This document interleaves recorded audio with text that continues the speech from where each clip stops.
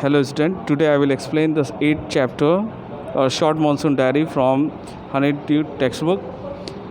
ये जो स्टोरी है इसको रस्किन बॉन्ड ने लिखा है और ये फॉर्मेट है about the diary writing. So let's see what is the chapter.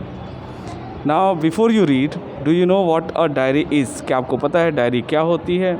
It is a record of personal experience written day after day over a long period of time. ये एक record होती है जो पर्सनल रिकॉर्ड होती है और इसमें day by day मतलब एक एक दिन का रिकॉर्ड जो होता है हम लंबे समय तक उसको लिखते हैं। और ये क्यों होता है? क्योंकि हम अपनी मेमोरी में ये सब चीज़ों को शामिल करते हैं। You can also use a diary to note down things you plan to do immediately और इन अ फ्यूचर। आप डायरी में उन सभी चीज़ों को लिख सकते हो जो आप अभी करना चाहते हो या फिर जो फ्यूचर में आप करना चाहते हो उसको यहाँ पे मेंशन कर सकते हो आप। One of the most famous diaries publish as a book is the diary of Anne Frank. सबसे ज़्यादा जो फेमस हुई थी डायरी जिसको लिखा था एन फ्रैंक ने, और वो सबसे ज़्यादा बुक बिकी भी थी मार्केट में। Here are a few extracts from Ruskin Bond's diary in which he portrays the silent miracles of a nature and life's little joy and regrets.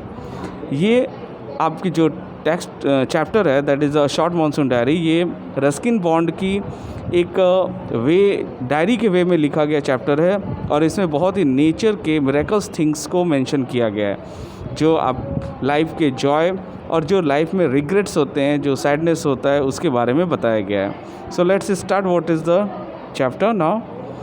जून 24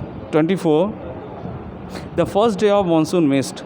ये मानसून का फर्स्ट डे है और चारों तरफ धुंध छाए हुए हैं। It is a strange how all the birds fall silent. और ये बहुत ही अनोखा चीज़ लग रहा है कि जो बर्ड्स हैं वो एकदम शांत हैं। As the mist comes climbing up the hill. और क्यों ऐसा हो रहा था? क्योंकि जो मिस्ट थी, जो धुंध थी, वो हिल के ऊपर छा रही थी। Perhaps that's what make the mist so melancholy. और यहाँ हम देख सकते हैं कि जो मिस्ट आ रही थी, जो धुंध आ रही थी, उससे पूरा जो एटमॉस्फेयर था वो एकदम सैड हो गया था। Not only does it conceal the hills, it blanket them in silence too. और ये केवल हिल्स पे ही फैली हुई नहीं थी, इवन ये एक तरीके से पूरे वैली में एकदम शांति बना दिया था। ओनली एन आवर अगो, और केवल 1 घंटे ही पहले, the trees were ringing with bird song. जो ट्रीज़ से उसके ऊपर बर्ड्स बैठती थी और वो आवाज़ें निकालती थी जिससे कि बर्ड्स के साउंड को हम सुन सकते थे। And now the forest is deathly still as though it were midnight. और जो फॉरेस्ट थे वो भी खतरनाक दिखाई दे रहे थे फ्रॉम द मिडनाइट से। थ्रू द मिस्ट में Biju is calling to his sister. अपने सिस्टर को बुलाता है। I can hear him running about on the hill side but I can not see him. मैं उसे देख सकता हूँ दौड़ते हुए हिल साइड के पास से, लेकिन मैं उसे सुन तो सकता हूँ कि वो हिल साइड से दौड़ते हुए आ रही है, लेकिन मैं उसे देख नहीं सकता। क्यों ऐसा था? क्योंकि मिस्ट चारों तरफ फैल चुका था।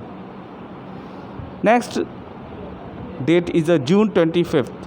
सम जीनियस अर्ली मानसून रेन। तभी मानसून के आने से पहले रेन जो होती है वो पहले आ गई। वार्म एंड ह्यूमिड जो कंडीशन था वो थोड़ा एटमॉस्फेयर गर्म हो गया था और ह्यूमिडिटी बनी हुई थी। And not the cold high altitude stuff we having the all year. और जैसा कि इस हाई एल्टीट्यूड में एक ऐसा एटमॉस्फेयर होता है कि हम पूरे साल आराम से रह सकते हैं, लेकिन अब ये जो एटमॉस्फेयर था that is a stuff we have been having all year. और एक ऐसा एरिया जो भी पूरे साल ठंडा रहता था। The plant seem to know it too. जो प्लांट्स थे वो भी ऐसे ही दिखाई दे रहे थे। And the first cobra lily rears its head from the ferns as I walk up to the bank and post office. और जब मैं पोस्ट ऑफिस और बैंक की तरफ जा रहा था तो मैं सड़क के किनारे कोबरा लिली जो फ्लावर्स होती है उसको भी निकलते हुए देख रहा था। The mist affords a certain privacy. जो मिस्ट है, जो धुंध है, वो हमें एक प्राइवेसी मीन्स कि पर्सनल न दिखाई देना ऐसा एटमॉस्फेयर क्रिएट कर देती है। A school boy asked me to describe the hill station and a valley in one sentence. तभी एक स्कूल बॉय जो मेरे से पूछता है कि आप हिल स्टेशन और वैली को वन सेंटेंस में कैसे डिफाइन कर सकते हो। And all I could say was a paradise that might have been. और फिर मैं ऐसा कह सकता हूँ कि एक ऐसा पैराडाइज, स्वर्ग, जो हम लोगों के पास है। So this is the first part of your chapter student. Now next video I will complete this lesson. Thank you.